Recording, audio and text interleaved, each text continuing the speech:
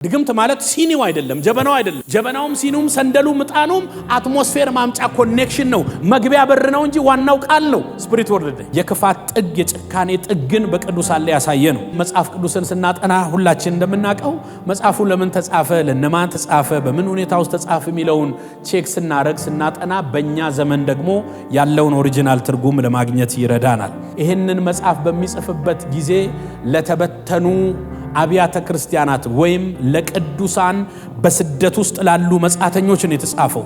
የአምላኬ ቃል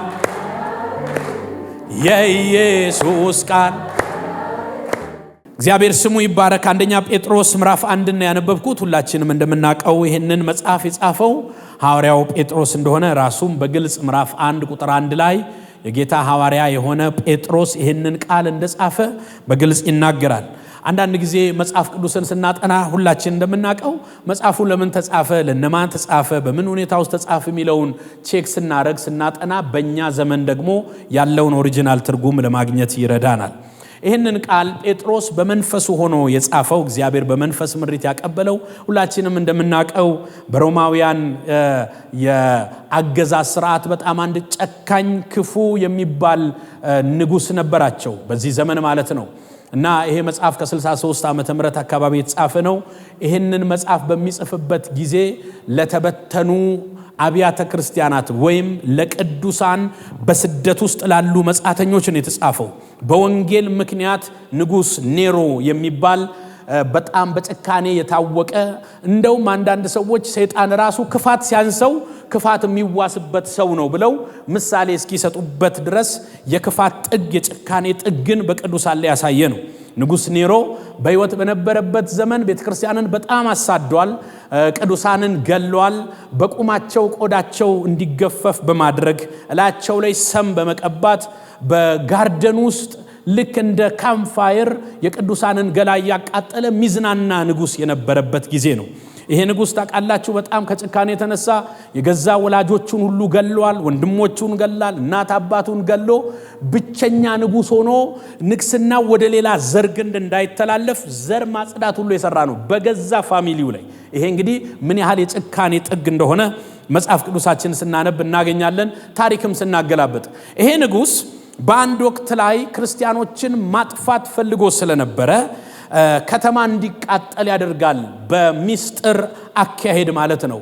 እና ከተማቸው በጣምም ስለነበረች ይህንን ከተማ ያቃጠሉብን ክርስቲያኖች ናቸው፣ ስለዚህ በእነሱ ላይ እርምጃ መወሰድ አለበት ብሎ በዚህ ምክንያት በማድረግ በጣም ብዙ ሺህ ክርስቲያኖች በመከራ ውስጥ እንዳለፉ፣ በዚህ ምክንያት ደግሞ ወደ 5 የእስያ ሀገራት ወይም ዛሬ ቱርክ ብለን በመንጠራት በያኔው በእስያ ሀገራት ወደ 5 ከተሞች ለተበተኑ ጴጥሮስ የጻፈው መልእክት ነው። ባጭሩ በስደት ውስጥ ናቸው።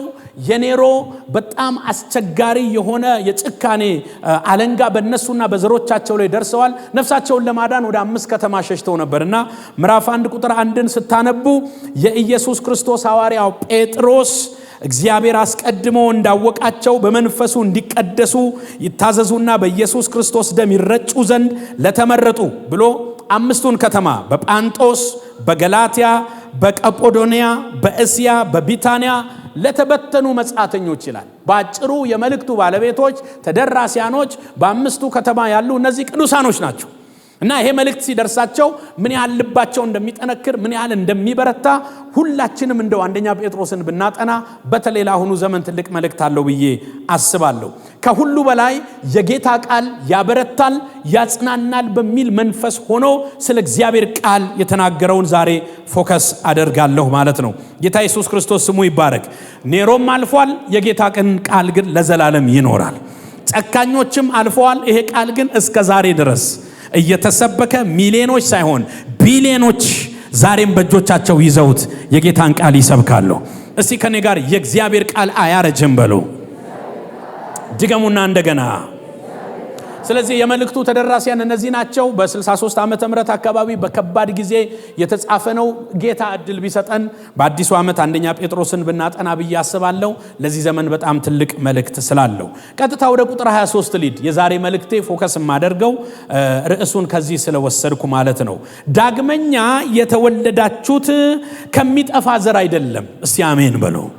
እንግዲህ የሚጠፋና የማይጠፋ ዘር የሚባል አለ በመጽሐፍ ቅዱስ ውስጥ። አዎ አማኝ ሁለት ጊዜ ነው የሚወለደው። ሁለት ጊዜ የተወለደ ብዙ ጊዜ እናገረዋለሁ፣ አንድ ጊዜ ነው የሚሞተው። አንድ ጊዜ የተወለደ ደግሞ ሁለት ጊዜ ነው የሚሞተው። ይሄ መጽሐፍ ቅዱስ ቀመር ነው። ሰዎች ከእናትና ከአባቶቻቸው ወይም ከአባታቸው በስጋ ይወለዳሉ፣ ወደዚህ ምድር ይመጣሉ። ያ አንደኛው ውልደት ይባላል።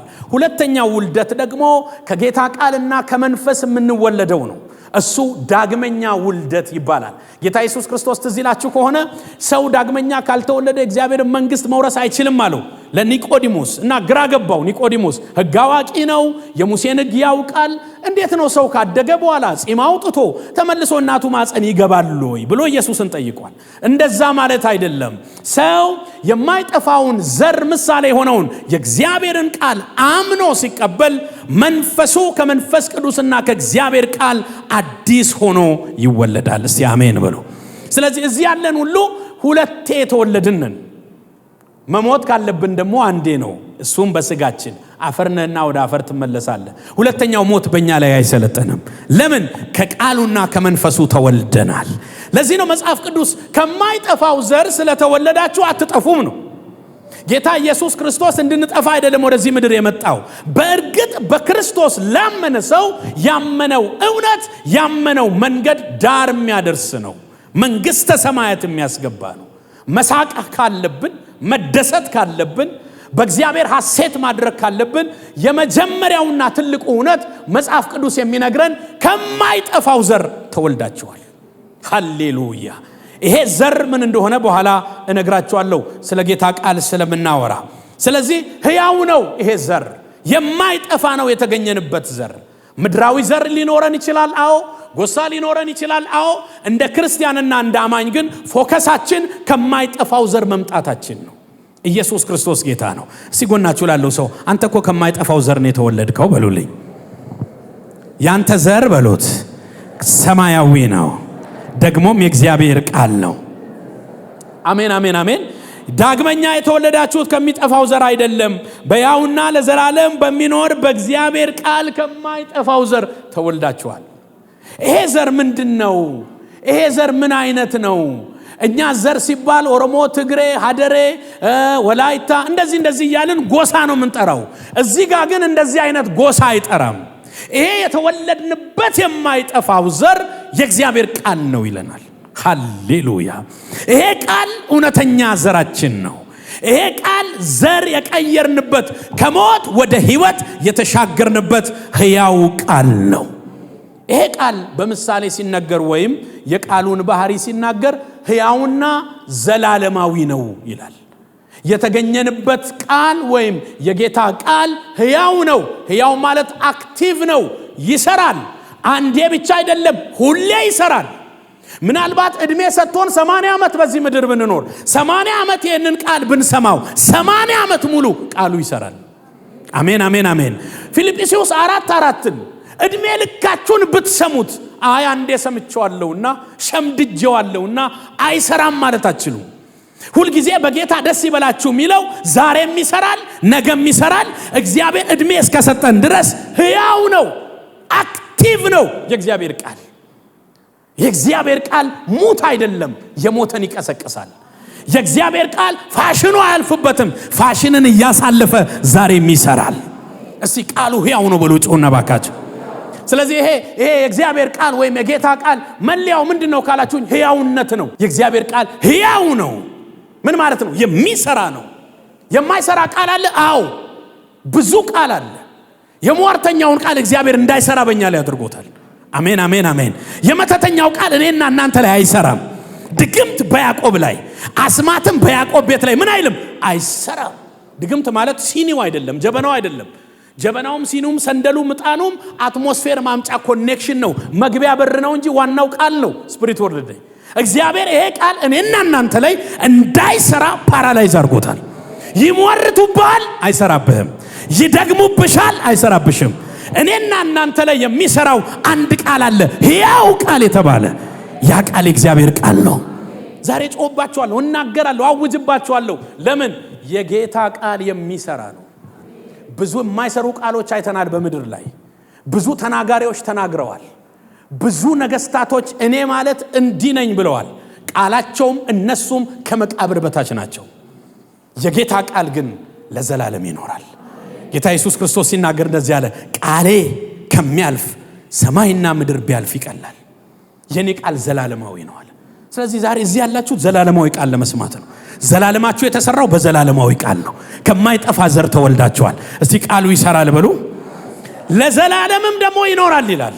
አሜን አሜን አሜን። ሥጋ ሁሉ እንደ ሳር ነው፣ ክብሩም እንደ ሳር አበባ ነው። የጌታ ቃል ግን ለዘላለም ይኖራል። ዛሬ ስለ ጌታ ቃል የተመሰለበትን የመጀመሪያውን ዘር ነው የሚለውን እናያለን። ቀጥሎ ወደ ዝናብና ወደ በረዶ ደግሞ ብሉይ ኪዳን ላይ እንመጣለን። እዚች ጋር ግን ቆም ብዬ ትንሽ ልናገር። የጌታ ቃል ምሳሌው ምንድነው ካላችሁኝ፣ ዘር ነው። እስቲ ዘሩ በሉ፣ የጌታ ቃል ነው። ሉቃስ 8:11 ላይ ጌታ ኢየሱስ ክርስቶስ የዘሩን ምሳሌ ተናገረ። ዘሪ ዘርን ሊዘራ ወጣ። ዘሩ በአጋጣሚ ወደቀው 4 አይነት ስፍራ ላይ ነው። መንገድ ዳር ወደቀ፣ ቀጥሎ ጭንጫ ላይ ወደቀ፣ ቀጥሎ እሾህ ላይ ወደቀ፣ አራተኛው መልካም መሬት ላይ ወደቀ። ይህንም ምሳሌ ነው የተናገራቸው። አራቱም ሁኔታዎች የሰውን ልብና አቀባበል የሚያሳዩ ናቸው። ዲፕ እዛ ላይ አልገባም። መንገድ ዳር የወደቀ ቃሉ ሲዘራባቸው ቶሎ አሜን ይላሉ አለ ጌታ ሲተረጉም፣ እና ለመነካት ይሞክራሉ፣ ግን ስር አይሰድም። ለምን ካላችሁ አሞራ መጥቶ ይለቅመዋል።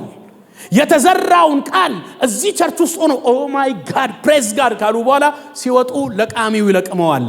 መንገድ ዳር የወደቀ ነው። ጎናቸው ያለውን ከመንገድ ዳር ልብ ጌታ ይጠብቅ በሉት። የመንገድ ዳር ልብ ሲሰማ አሁን እኔን እየሰማ ነው። ቀጥሎ 7 ተኩል ላይ ምሳ ምንድነው መበላው? ቡታ ጋዝ ለኩሼ መብራት ደሞ የለም አይጀሞ እሳት አቀጣጥዬ መንገድ ዳር ነው። እኔ እየዘራው ነው። የጌታ ቃል እላለሁ አሜን እያለ እዚህም ነው ቡታ ጋዝም ጋር ነው መንገድ ዳር። ከዚህ በር ሲወጣ በ5 አቅጣጫ ይበተናል። ስር አይኖረውም፣ አይበቅልም፣ አይለወጥም። ግን ጉባኤ ውስጥ እያለ ተነቃቅቶ ሊሆን ይችላል።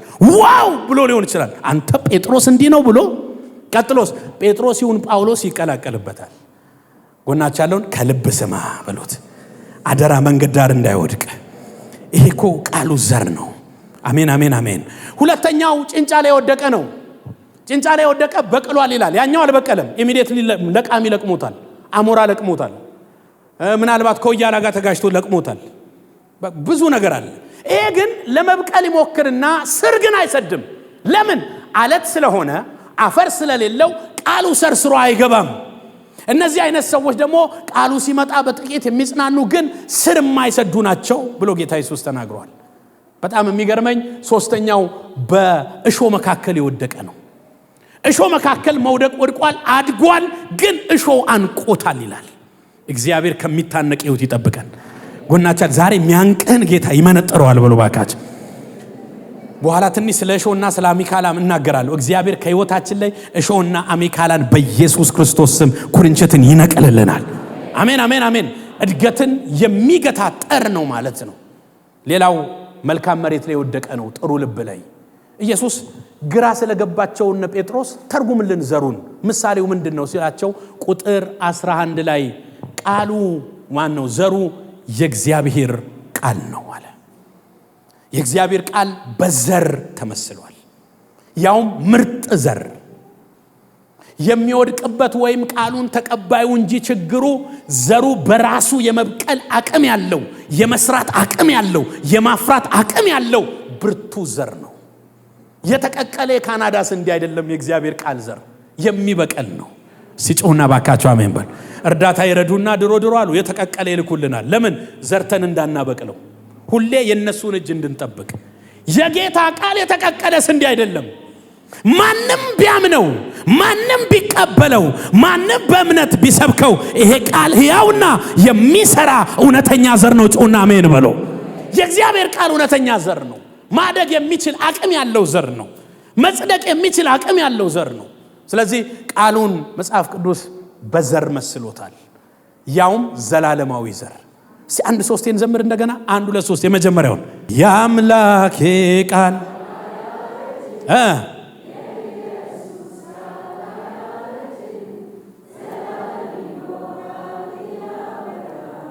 ከሚያምኑ የተሻለ ድምጽ አላችሁ። አሜን።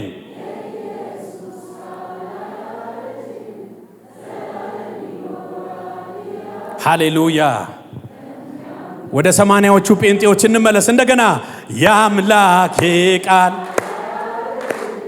የኢየሱስ ቃል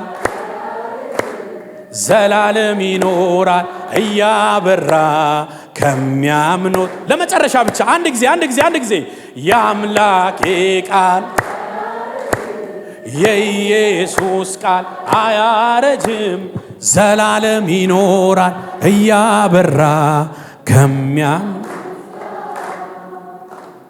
በ1778 እንደ አውሮፓውያን አቆጣጠር ቮልቴር የሚባል አንድ ፈረንሳዊ በጣም ታዋቂ ሰው ነበር። በጣም የሥነ ጽሑፍ አዋቂ ነው፣ ፈላስፋ ነው። ማተሚያ ቤቶች ነበሩት በዘመኑ። በጣም አልቲሜትሊ ሲሰራ የነበረው ክርስትናን በሥነ ጽሑፍ ማጠልሸት ነበር። የክርስትናን እምነት ከመላው አውሮፓ አባረረዋለሁ አጠፋዋለሁ ብሎ በጣም ትልቅ ኢንቨስትመንት አድርጎ ማተሚያ ቤት ከፍቶ ይጽፋል። የጥበብ ሰው ነው።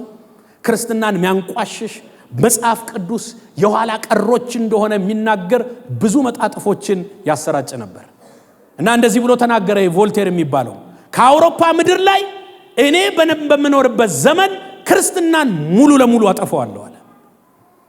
አይ ቮልቴር ይገርማችኋል። ከጥቂት ዓመታት በኋላ አጠፋዋለሁ ያለውን ክርስትና ሳያጠፋው ቮልቴር በድንገት ይሞታል። ወራሽ የለውም፣ ልጅ አልነበረው። በጣም ትልቅ ማተሚያ ቤት ነበረው። ይህንን ማተሚያ ቤት ወራሽ ይጠፋል። ከጥቂት ጊዜ በኋላ ለሽያጭ ይወጣል። ያንን ማተሚያ ቤት በሽያጭና በሐራጅ ማን ቢገዛው ጥሩ ነው? የመጽሐፍ ቅዱስ ማህበር ያንን ይገዛዋል። ሃሌሉያ! ይሄ እውነተኛ ታሪክ ነው የምነግራችሁ። ቮልቴር መጽሐፍ ቅዱስን አጠፋለሁ፣ ክርስትናን ከአውሮፓ አጠፋለሁ ብሎ አይደለም ሊያጠፋ ራሱ በጌታ ሰላም ተሰናበተ። ቤቱን የመጽሐፍ ቅዱስ ማህበር ገዛው። ማተሚያ ቤቱ መጽሐፍ ቅዱስ ታተመበት። ሃሌሉያ! የመጽሐፍ ቅዱስ ስቶር ሆነ። ሰርች አርጋችሁ ብታገኙ ስቲል ታሪኩ እስከ ዛሬ ድረስ ይነገራል።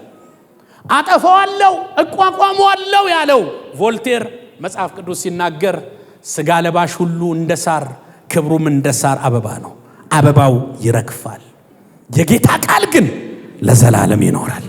እነ ቮልቴር እናጠፋዋለን አሉ፣ እንደ ሳር አበባ ከሰሙ። የጌታ ቃል ግን ይሄው ኢትዮጵያ ውስጥ አለ፣ ይሄው ሚሊዮኖች እጅ አለ። እስቲ ጩና የጌታ ቃል ዘላለማዊ ነው በለው። እናጠፋዋለን ያሉ ጠፍተዋል፣ እሱ ግን ለዘላለም አለ። በእኛም ዘመን በእኛም ሀገር በኮሚኒስት ዘመን ምን ያህል በዚህ ላይ እንደተሰራ ታውቃላችሁ። የጌታ ቃል ግን ዘላለማዊ ነው። ስለዚህ ደስ ይበላችሁ። ይሄ ቃል ልቤን እንዴት እንደነካው። የጌታ ቃል ግን ለዘላለም ይኖራል። ይሄን ዋስትና ራሱ እግዚአብሔር ሰጥቶናል። ሰማይና ምድር ያልፋል እንጂ ቃል አያልፍም ብሏል። ስለዚህ የመጀመሪያው በእግዚአብሔር ቃል ኃይል እንድናምን ምሳሌው ምንድነው ካላችሁኝ፣ የእግዚአብሔር ቃል ወይም የጌታ ቃል በዘር ተመስሏል። የሚያድግ ዘር ነው። የተወለድንበት ዘር ነው። ክርስትና የተገኘበት ዘር ነው። ማቴዎስ 24:35 ላይ ሰማይና ምድር ያልፋሉ ቃሌ ግን አያልፉም ብሏል ጌታ ኢየሱስ። ያዕቆብ 1:18 ላይ በጣም ይሄ የምወደው ቃል ነው። ለፍጥረቱ የበኩራት አይነት እንድንሆን ከማይጠፋው ቃል በማይጠፋው ማንነት እንደወለደን ይናገራል። ያዕቆብ 1:18 ለፍጥረቱ የበኩራት አይነት እንድንሆን በእውነት ቃል አስቦ ወለደን። ኦኬ ቶሎ ብዬ ልናገር። የጌታ ቃል የተመሰለበት ሁለተኛው ወደ ብሉይ ኪዳን እንሄዳለን። መጽሐፍ ቅዱስ የያዛችሁ ኢሳይያስ ምዕራፍ 55 በጣም የምወደው ሕይወታችንን የሚቀይር ቃል ነው። ቁጥር 10 እኔ ደስ ብሎኛል። በጣም በመንፈስ ሆኜ ነው ማገለግላችሁ። ዝናብና በረዶ ከሰማይ እንደሚወርድ ምድርን እንደሚያረካት ታበቀልና ታፈራም ዘንድ እንደሚያደርጋት ዘርንም ለሚዘራ እንጀራንም ለሚበላ እንደሚሰጥ እንጂ ወደ ሰማይ እንደማይመለስ ከአፌ የሚወጣ ቃሌ እንዲሁ ይሆናል። የምሻውን ያደርጋል የላኩትንም ይፈጽማል እንጂ ወደ እኔ በከንቱ አይመለስም። እናንተ ትወጣላችሁ፣ በደስታም በሰላምም ትሹኛላችሁ። ተራሮችና ኮረብቶች በፊታችሁ እልልታ ያደርጋሉ፣ የሜዳ ዛፎች ሁሉ ያጨበጭባሉ። ቁጥር 13 በእሾህ ፈንታ ጥድን በኩርንችትም ፈንታ በርሰናትን ይበቅላል። ለእግዚአብሔርም መታሰቢያ ለዘላለም የማይጠፋ ምልክት ይሆናል። አሜን አሜን አሜን አሜን። ሁለተኛው ዛሬ ቶሎ እንድናይ የምፈልገው የጌታ ቃል በዝናብና በበረዶ ተመስሏል። ምሳሌዎቹን እያየን ነው። የጌታ ቃል በዘር ተመስሏል። ጌታ ኢየሱስ ክርስቶስ የተናገረውን አይተናል። ዝናብና በረዶ አለ በኔቸር ከሰማይ የሚመጣ ነው ይላል መጽሐፍ ቅዱስ። ከሰማይ ሲመጣ ግን በምድር ላይ ሲወርድ ምድርን የሚያደርግላት 4 ነገሮች አሉ። የመጀመሪያው ምድርን ያረካታል፣ በኋላ መለስበታለሁ። ቀጥሎ ታበቅልና ታፈራ ዘንድ ያደርጋታል። እንደዚሁም ደግሞ ለሚበላ መብልን ይሰጣል። ሶስተኛ ለሚዘራ ደግሞ ዘርን ምን ይላል? ይሰጣል ይላል። እነዚህ 4 ነገሮች ዘር፣ መብል፣ መርካትና ማብቀልና ማበብ ምድር እንድትችል የሚያደርጋት ዝናብና በረዶ ነው ይላል። ይሄ እውነት ነው። መቼም የኛ ግብርና እግዚአብሔር ይቀይረዋል። እስካሁን እየታገልን ነው አይደለ ለማሳደግ። እስካሁን ግን ከዝናብ ጥገኝነት ሙሉ ለሙሉ ኢትዮጵያ ውስጥ ያለ ግብርና ገና አልተለቀቀም። መስኖ እየተሞከረ ነው። ብዙ አይነት መንገዶች እየተሞከሩ ነው። ስለዚህ ለገበሬ ዝናብ ማለት ምን ማለት እንደሆነ በደንብ ይረዳዋል። የዘራውን ዘር የሚያበቅልለት ፍሬያማ የሚያደርግለት ነገውን ዋስትናውን የሚሰጠው ዝናብ ነው። ስለ ዝናብ ብዙ ማብራሪያ መስጠት አልፈልግም። ሁላችንም የምናውቀው ከሰማይ የሚመጣ ነው። የእግዚአብሔር ቃል በዚህ ስፍራ ላይ እንደ ዝናብና እንደ በረዶ ራሱ እግዚአብሔር መሰለው በነቢዩ ኢሳይያስ። ታውቃላችሁ ኢሳይያስ የተነበየው በዚህ በጣም አስቸጋሪ በሆነው ጊዜ ልክ እንደ ጴጥሮስ በባቢሎን ምርኮ ዘመን ነበር እና በባቢሎን ምርኮ ዘመን ህዝቡ ተበትኖ ተጨንቆ በመከራ ውስጥ ያለበት ጊዜ ነው። ልክ እንደ ጴጥሮሱ በኔሮ ዘመን እንደሆነው ናቡከደነጾር የሚባለው የባቢሎን ንጉስ ለ70 ዓመት እስራኤልን ማርኮ ነበር እና ኢሳይያስ ሲያገለግል በምርኮ ሳይሄዱ ቀጥሎ በምርኮ ውስጥ ከምርኮ በኋላ ስለሚመጣ ሁሉ ተናግሯል። የሚገርም ነብይ ነው። ኢቭን ከምርኮ የሚያወጣቸው ንጉስ ሁሉ በስም ጠርቶ ቂሮስ የሚባል ፋርሳዊ ይመጣል። አሁን ይሄው ሰሞኑን በጣም ምድርን እያስጨነቀች ያለችው ፋርስ ታውቃላችሁ አይደለ? ምንድነው? ኢራን ነው። ኢራን የኢራን ሀገር ሰው ማለት ነው። ይመጣል ኢራን ውስጥ ከኢራን የሚነሳ የፋርስን ስርወ መንግስት ይዞ ይመጣል። ገና ባቢሎን እያለ ባቢሎንን ስለሚያሸንፈው ሰው በስም ጠቅሶ ትንቢት የተናገረ ነው። በጣም ይገርመኛል። እግዚአብሔር እንዲህ አይነት ነቢያቶችን በምድራችን ላይ ያስነሳል። አሜን አትሉም እንዴ? ግድ የለም እግዚአብሔር የኢትዮጵያን አየር በእንደዚህ አይነት ነቢያት ይሙላልን። አኪዩሬት የሆነ ፕሮፌሲ። ባቢሎን ሳይመጣ ምርኮ አለ። በባቢሎን ዘመን ስለሚመጣው ተናገረ። ህዝቡ ተጨንቆ እግዚአብሔር ትቶናል ሲል ኖ ሰማይ ምድር እንደሚከፍ እንደሚል የኔ ሐሳብና የናንተ ሐሳብ የተለያየ ነው። እኔ ያሰብኩላችሁ ሌላ ነው። መውጫ ይታየኛል ብሎ ተናገረ። የሚያወጣቸው ንጉስ ደግሞ ኢሳይያስ 45 ላይ ቀኝ እጁን ሊያስኩት ቂሮስ የሚባለውን አስነሳለሁ አለ። ገና እኮ አልመጣም። እስቲ ለባቢሎን ንጉስ ናቡከደነጾር እያለ ነው ስለ ቂሮስ የተናገረው። ቂሮስ ተነስቶ ጌታ ኢየሱስ ቀብቶት ስለነበረ ማንንም መጠቀም ስለሚችል የባቢሎንን ሥርወ መንግስት በፋርስ መንፈስ ተነስቶ ያፈረሰ ነው። ታውቃላችሁ ስለ ቂሮስ የሚገርም ንጉስ እንደሆነ ታሪክ አዋቂዎች ይናገራሉ። በዲፕሎማሲ የሚያምን ህዝብን በማስጨነቅ የማያምን በሰዎች ነፃነት የሚያምን ስቲል በሊደርሺፕ ስኪል ውስጥ የቂሮስን አይዲያ እስከዚህ ዘመን ድረስ ብዙ ሰዎች ይከተላሉ። በጣም የተባረከ ንጉስ ነበር። በንግግር የሚያምን ናቡከደነጾር ማፍለስ ነው፣ መግደል ነው፣ ማረድ ነው ስራው። ይሄ ግን ሲመጣ ሰውን አክብሮ አላግዝም ወደ ሀገሬ እዛው ባለበት ግብር ለኔ ይገብር እያለ በጣም ህዝቡን ትሪት የሚያደርግ በጣም ዲፕሎማት የሆነ ንጉስ ነበር። እግዚአብሔርም ቀኝ እጁን ይዤዋለሁ አለ፣ በፊቱ እሄድለታለሁ አለ፣ ተራሮችን ትክክል አደርጋለሁ። አሕዛብ እኮ ነው። ሃሌሉያ። ይህን ሁሉ ለምን ተናገርክ ካላችሁኝ ህዝቡ ተጨንቋል። በሰው ሀገር ነው ያለው እና የጌታ ቃል ያስፈልገዋል። ነብዩ በመንፈስ ተሞልቶ ከምዕራፍ 40 ጀምሮ ታውቃላችሁ የመጽናናት ትንቢት ነው የሚባለው። 39ኙ የፍርድ ነው ከ1 እስከ 39፣ ከ40 እስከ 66 የመጽናናት ነው። ተስፋ አለ፣ አይዟችሁ፣ እግዚአብሔር ይመጣል፣ በውሃ ውስጥ ታልፋላችሁ፣ አትሰጥሙም፣ እግዚአብሔር እንደገና ወደ ምድራችሁ ይመልሳችኋል፣ ቂሮስን ያስነሳላችኋል እያለ ኢንከሬጅ ያደርጋችኋል። እና እግዚአብሔር በዚህ የማጽናናት ቃል በነብዩ ኢሳይያስ ምን አለ? የኔ ቃል እንደ ዝናብና እንደ በረዶ ከላይ ወደ ምድር ይመጣል። ዝናብና በረዶ መጥቶ አራቱን ነገር በምድር ላይ እንደሚያደርግ በእናንተም ሕይወት ላይ አለ እግዚአብሔር ዝናቤን እልካለሁ። የቱ ነው ዝናብህ? የኔ ቃል ዝናብ ነው። የደረቀውን የሰው ልብ ማረስረስ ይችላል። የተጠማውን የሰውን ዲማንድ ፍላጎት ማርካት ይችላል። ወዳጆቼ ሆይ በዚህ ምድር ላይ ሰው በምንም አይረካም። መርካት ካለበት የሚያረካ የእግዚአብሔር ቃል ብቻ ነው። ቃል የመጣለት የረካ ሰው ነው። መኪና ብትቀይሩ መኪና ያምራችኋል። እቤት ብትቀይሩ የተሻለ ያምራችኋል። ልብስ ብትሉ የተሻለ ያምራችኋል። ሁሉ ነገር ዘንድሮ እንኳን አመት እንኳን መጠበቅ አልቻለም። መድኃኔዓለም ያሳያችሁ።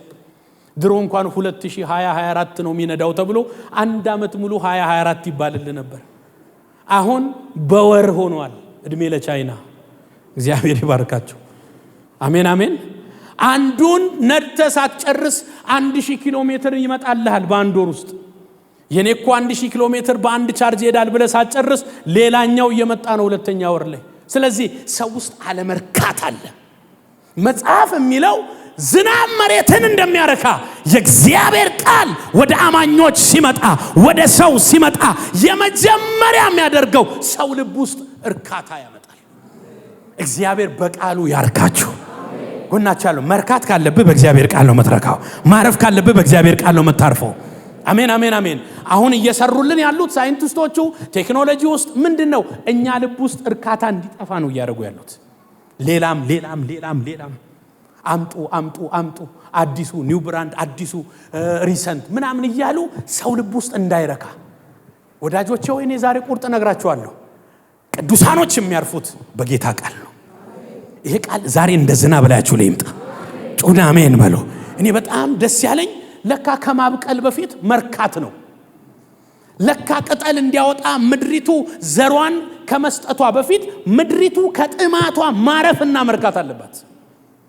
የእግዚአብሔር ቃል የመጀመሪያ አማኝ ውስጥ የሚሰራው ምንድነው? እርፍ ያደርጋል። ከሚሮጥ ጋር አትሮጥም። ይሄ ቃል ውስጥ ካለ የተቀደምክ አይመስልህም።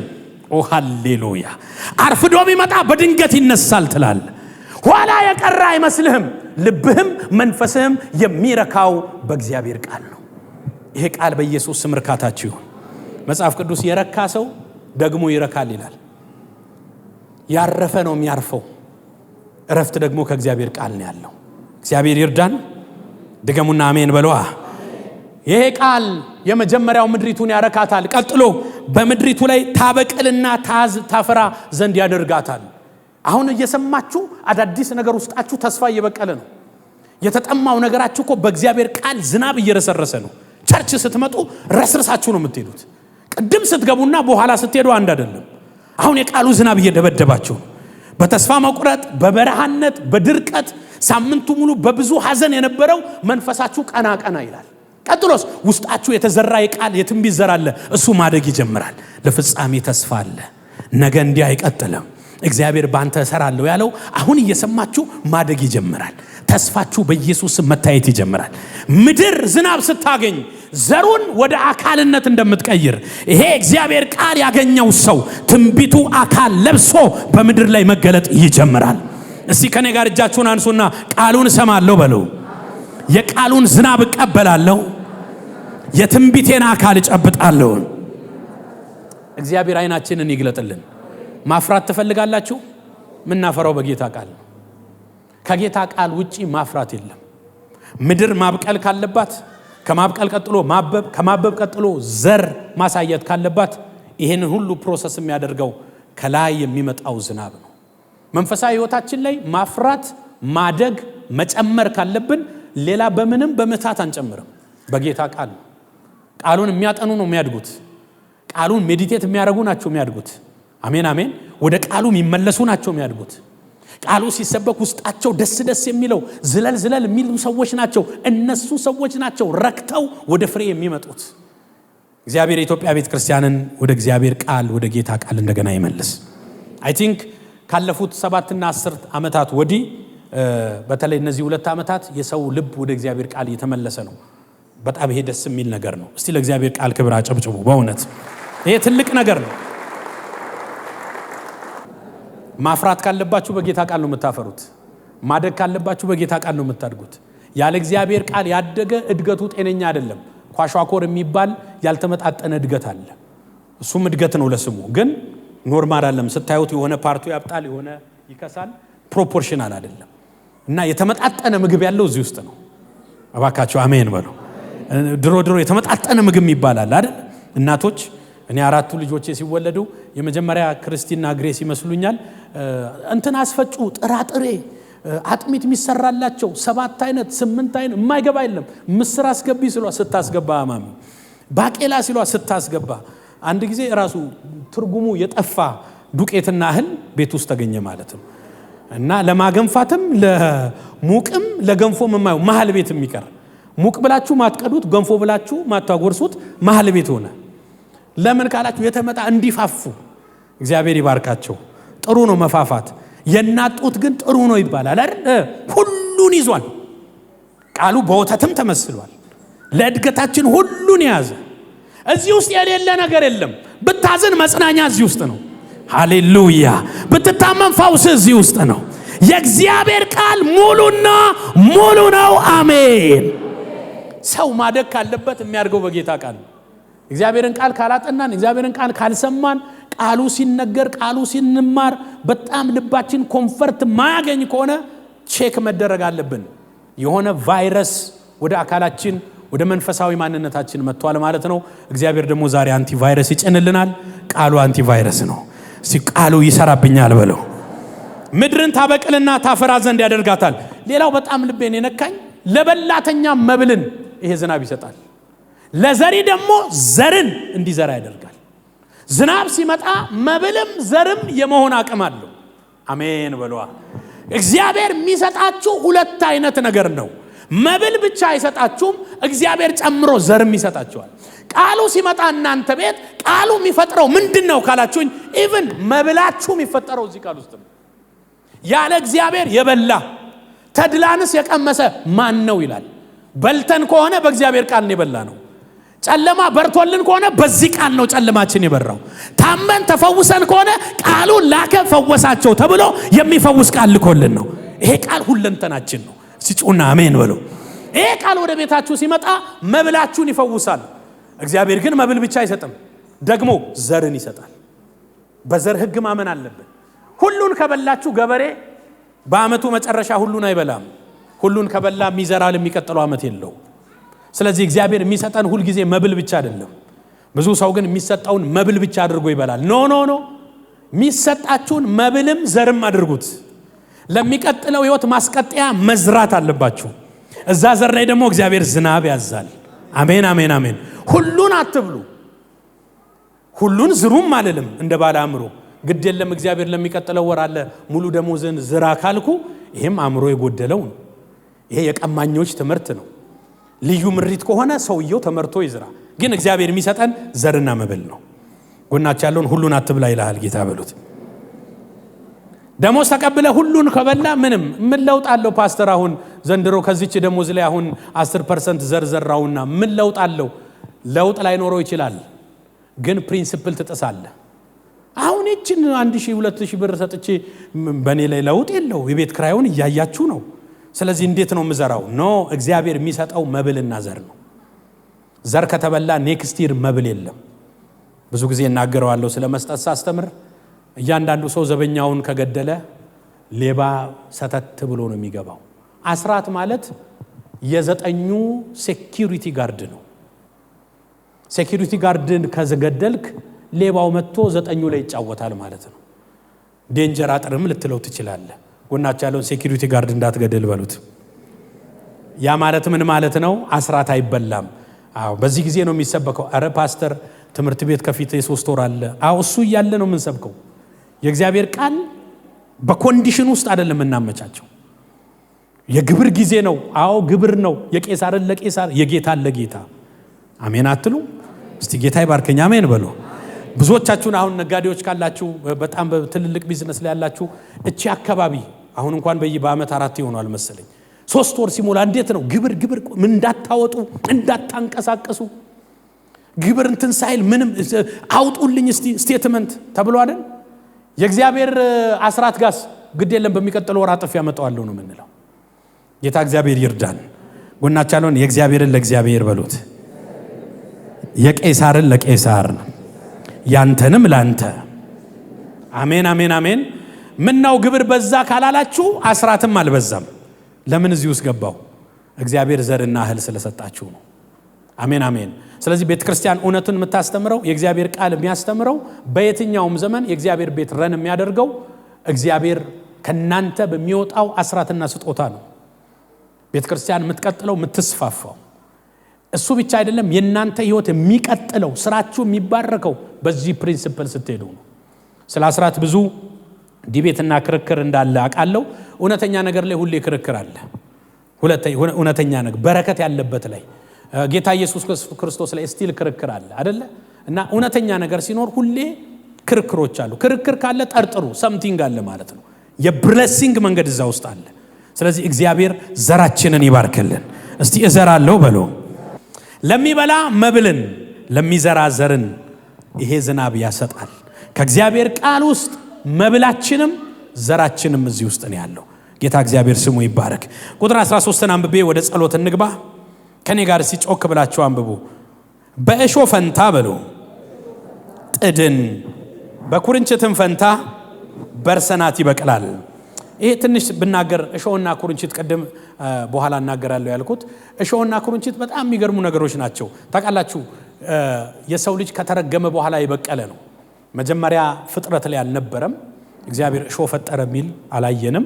ሰው ከተረገመ በኋላ ግን ምድር እሾህና አሚካላን አበቀለች ነው የሚለው። የርግማን ውጤት ነው። እና መጽሐፍ ቅዱሱን አይታችሁ ከሆነ እሾህ የሚለው በጣም ብዙዎቻችሁ ታውቃላችሁ፣ ተዋጊ ነው፣ ከፍ ያለ ነው። አንደኛ እድገት የሚከለክል ነው። ቅድም ዘሩን አነቀው ይላል። እድገት ይከለክላል። እሾህ ከባድ ስፒሪት ነው። እግዚአብሔር ይመታዋል። ቃል ሲመጣ ሁሌ እንደዚህ አይነት መንፈስ ነው የሚመታው። እድገት ይከለክላል። በምትሄዱበት ጊዜ ልብሳችሁን ይዛል። ፔን አለው፣ ይወጋችኋል እሾህ። ይሄ ደግሞ ኩርንችት የሚለው እንደ እሾህ ከፍ ያለ አይደለም። እንደ ሐረግ መሬት ለመሬት ሰፋ ብሎ መሄድ ነው እና የሚያፈራው ፍሬ እሾሃማ ነው። ሰዎች ባዶ እግራቸውን ከሄዱ የመውጋት አቅም አለው። በጣም ኮምፈርት የለው። ጌታ እግዚአብሔር በዚህ በምርኮ ዘመን ውስጥ ላሉ ብዙ መወጋት፣ ብዙ መታነቅ፣ ብዙ ኮምፈርት ማጣት ውስጥ ለነበረ በብዙ ህመምና ደዌ የተወጋውን እግዚአብሔር ቃሌን አመጣና አለ ይሄንን ዘመን ወደ ሌላ ቀይረዋለሁ አለ። የእግዚአብሔር ቃል እኮ ዘመንን ያድሳል። እስቲ ጮና አሜን በሉ ባካች። ምን አይነት ነገር ይሆናል ብለን ስንጠይቀው በእሾህ ፈንታ ሃሌሉያ ጥድን አበቅላለሁ። ተቃራኒ ነገር ነው። ስለ ጽድ ማታውቁ የላችሁም። ጥድ የሚለው ጽድ በጣም ትልልቅ ማቴሪያሎች የሚዘጋጁበት በጣም ለብዙ ግንባታ የሚውል ነው። እሾህ ግን ለግንባታ አይደለም፣ ለማቁሰል ነው። የጌታ ቃል ሲመጣ ከህይወታችሁ ላይ የሚወጋችሁ ኮምፈርት የነሳችሁ እድገታችሁን የከለከለውን ይመታውና ሌላ ተክል፣ ሌላ እውነት፣ ሌላ ጥቅም ያለው ነገር በህይወታችሁ መታየት ይጀምራል። የእግዚአብሔር ቃል ታድሶን ያመጣል። እሱ ብቻ አይደለም፣ ኩርንችትን ሁሉ ያወጣል። ትዝ ይላችሁ ከሆነ ኢሳይያስ 27 ላይ እሾህና ኩርንችት ምን ነው በእኔ ላይ በሰልፍ በነበሩ በአንድነት ሄጄ ባቃጠልኳቸው ነበር ይላል። በሚመጣው ዘመን ያዕቆብ ስር ይሰዳል የሚለው ቃል ላይ ስለ ፍሬያማነት ከማውራቱ በፊት ምን ይላል? ሌዋታንን እቀጣለሁ ካለ በኋላ እሾህና ኩርንችቱን ደግሞ በአንድነት አቃጠላለሁ ይላል። እድገትን የሚገታ ጉዞህን የሚዘጋ የናንተን ብሌሲንግ የያዘውን እግዚአብሔር ተዋጊውን ዛሬ ይወጋዋል። እሾህ በኢየሱስ ስም ከመንገዳችሁ ይነቀል። ድንገት እየመጣ የሚወጋችሁ ጠቅም ያደርጋችሁ እድገታችሁን የሚያንቅ ዛሬ እናገርበታለሁ። በጌታ በኢየሱስ ስም ይቃጠላል። ይቃጠላል። የእርግማን ምሳሌ ነው። የቻሌንጅ ምሳሌ ነው። በአጠቃላይ እሾህና ኩርንችት እግዚአብሔር እንደዚህ ያለ ቃሌን ሳመጣ ዝናብ ሆኖ ሲመጣ ታድሶ ይሆናል። በእሾህ ፈንታ ጽድ ይበቅላል። በኩርንችት ፈንታ በርሰናት ከሚባለው ይሄን በርሰናት እነ ባህር ዛፍ እነ ዝግባ ከነዚህ አይነት ታይፕ ጠንካራ የሚባል ዛፍ ነው። ተፈላጊ ዛፍ ነው። ልክኛ ሀገር አሁን ባህር ዛፍ እንደምንለው ዋንዛ እንደምንለው ማቴሪያሎች እንደሚሰሩበት ለጥቅም የሚውል ነገር ከናንተ ህይወት ይወጣል። አሜን።